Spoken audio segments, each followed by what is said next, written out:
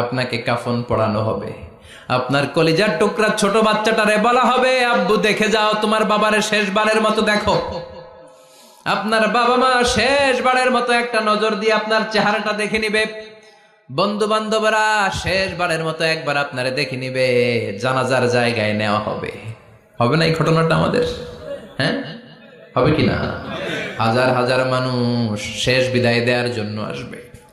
4টা তাকবীর দিয়ে ইমাম নামাজ শুরু করবে। আল্লাহু আকবার, আল্লাহু আকবার, আল্লাহু আকবার, আল্লাহু আকবার বলে নামাজ শুরু করবে। নামাজ শেষ, এবার পালকিতে করে কবরে যাওয়ার পালা।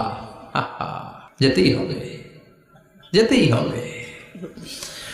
পালকিতে করে লোকজন নিতে শুরু করবে। কবরস্থানের ওই জায়গায় যেখানে মানুষ বছরে মানুষ না মরলে যায় না, ওই গহীন নিঝুম কবরস্থানে ঢুকানো হবে। পালঙ্ক থেকে নামিয়ে আপনার জন্য